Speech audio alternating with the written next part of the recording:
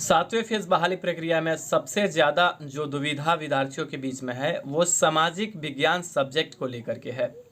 और छठे फेज में जैसा कि आप जानते हैं कि जो सामाजिक विज्ञान का सब्जेक्ट है उनमें कितना मेधा अंक लोगों का बन रहा है और मेधा के साथ जो 2011 का एसटीईटी था उस एसटीईटी में उनका मार्क्स कितना है, ताकि सातवें फेज बहाली प्रक्रिया जब शुरू की जाए तो एक तरफ सरकार एसटीईटी मार्क्स से बहाली करती है, तो क्या 11 के जो एसटीईटी के कैंडिडेट आएंगे उनका असर क्या पड़ेगा, और साथ ही अगर एकेडमिक्स मार्क्स पे बहाली होती है तो एकेडमिक्स मार्क्स पे भी हम विशेष चर्चा करेंगे। शिक्षा जगत के तमाम खबरों के लिए आप हमेशा बने रहिए टच ट्रू के साथ। आज हमारे पास एक लिस्ट है और ये है भागलपुर का लिस्ट।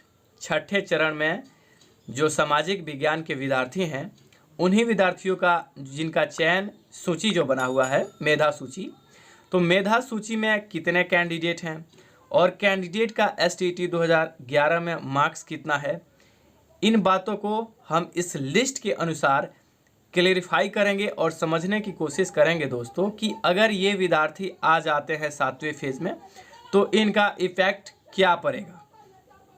आप देखिए कि एसटीईटी 2011 में इन कैंडिडेट को जो वेटेज मिले हैं वो आप सीधा देखिए, यहाँ पे किसी को 2, किसी को 4, फिर 6, मतलब 2, 4, 6, मतलब 4, 4 और 6, 6 भी एकेडमिक्स मार्क्स के साथ इनका एसटीईटी का मार्क्स ये रहा है।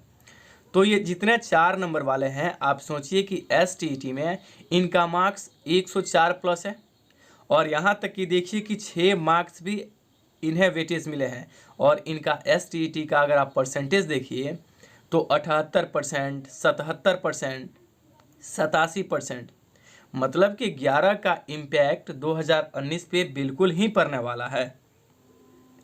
जब हम इसे स्क्रॉल डाउन करेंगे तो आप देखिए कि मतलब मैक्सिमम कैंडिडेट 4 नंबर उन्हें वेटेज मिल रहा है, यानी कि इन कैंडिडेट का मार्क्स 104 प्लस है। तो यानी कि आप देख लीजिए कि कुल मिलाकर के जो भी कैंडिडेट 2011 में एसटीईटी क्वालिफाई है, मतलब कि उसमें से 30 से 40% अभी भी कैंडिडेट हैं जिनका मार्क्स एसटीईटी में 104 से ज़्यादा है। ये भागलपुर की माध्यमिक विद्यालय में शिक्षकों की ये जो मेधा सूची है, आप इसमें देखिए कुल जो कैंडिडेट हैं इस लिस्ट में 775 कैंडिडेट हैं, और इन 775 कैंडिडेट में आप एसटीईटी का वेटेज आप देखिए कि बहुत सारे कैंडिडेट हैं जिन्हें 4 नंबर वेटेज मिले हैं, बहुत सारे कैंडिडेट को तो 6-6 नंबर का वेटेज मिला है।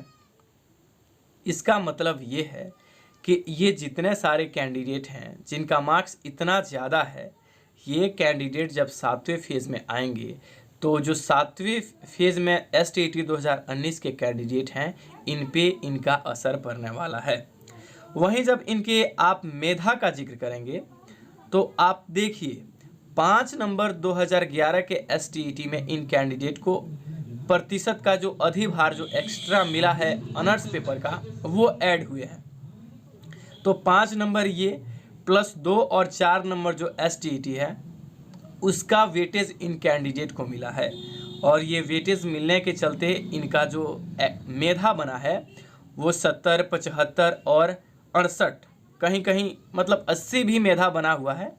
लेकिन मैक्सिमम जो ऊपर से सेलेक्टेड कैंडिडेट हैं, ये भागलपुर का जिला परिषद क्षेत्र का जो ये लिस्ट है उसमें आप देखिए कि मेधा 77.24 जो फर्स्ट कैंडिडेट है सर, जिसका नाम अमित कुमार और पिता का नाम उपेंद्र शर्मा, और ये बैकुंठपुर गंगापुर पोस्ट और ये भागलपुर के निवासी हैं, इनका मेधा 77.2 बना है।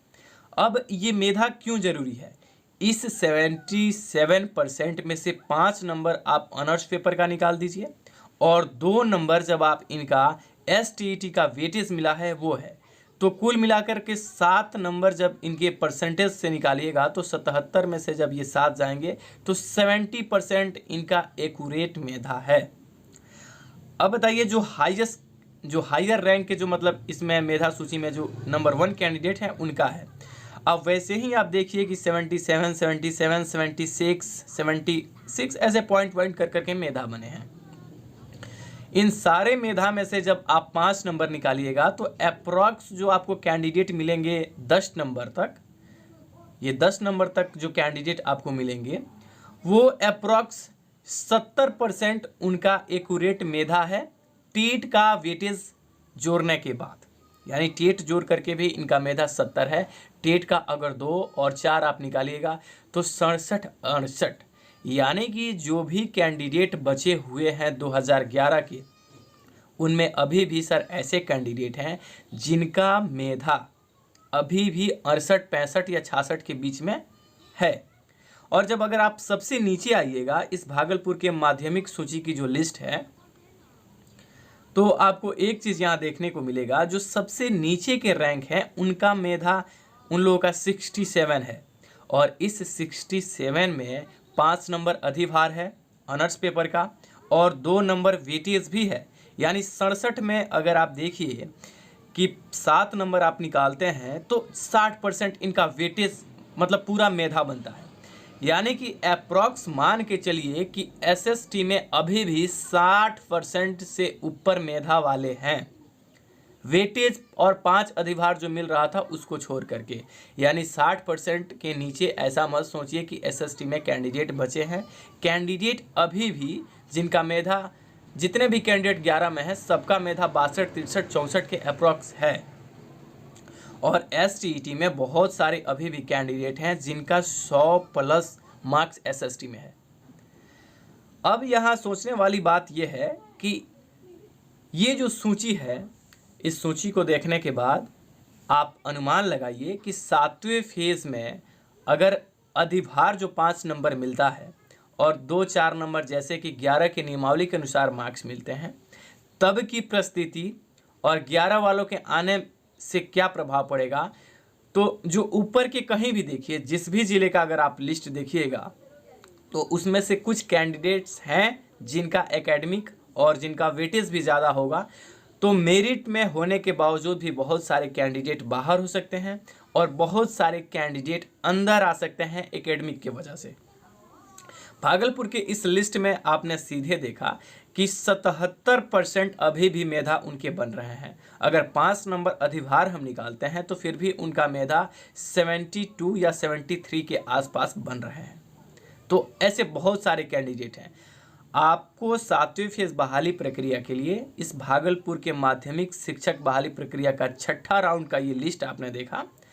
अनुमान लगाइए कि अभी भी अप्रॉक्स अनुमान लगाया जा रहा है कि पूरे बिहार में 6000 के अप्रॉक्स एसएसटी में कैंडिडेट बचे हैं और इनमें 100+ कैंडिडेट मान के चलिए 1000 के अप्रॉक्स हैं। इन 1000 कैंडिडेट के आने से अगर जनरल कैटेगरी में जो कैंडिडेट सेलेक्ट हैं उन पे ज़्यादा प्रभाव नहीं पड़ना है, लेकिन जो आरक्षण कोटि में अगर कुछ कैंडिडेट सेलेक्ट हैं उन कैंडिडेट पे अगर असर कुछ न कुछ पड़ेगा। तो इसको ध्यान में रखते हुए 7वें फेज की बहाली के लिए सरकार जो एसटीईटी मेरिट, एसटीईटी का जो मतलब अंक है उस पर बहाली करने की बात कर रही है। तो कहीं ना कहीं 7वें फेज की बहाली के लिए यही तरीका सही है कि एस्टेट मार्क्स पे बहाली हो। इससे सबकी भला होगा, मतलब जो भी जिनका मार्क्स ज़्यादा है उनका सिलेक्शन होगा, जिनका मार्क्स कम है उनके साथ थोड़ी दिक्कत होगी। लेकिन अगर एकेडमिक पे बहाली होगी तो नियोजन के खेल में दिक्कत होगा। एसएसटी के तमाम जो ज़िले में जिला परिषद के तहत जो ये नियोजन प्रक्रिया चल रही है, ऑलमोस्ट यही कैंडिडेट हैं जो हर जगह अप्लाई कर रहे हैं। तो ध्यान रखिए 7वें फेज बहाली एसटीईटी मार्क्स पर बात चल रही है और साथ ही ऑनलाइन की प्रक्रिया के लिए भी सरकार आगे आ रही है।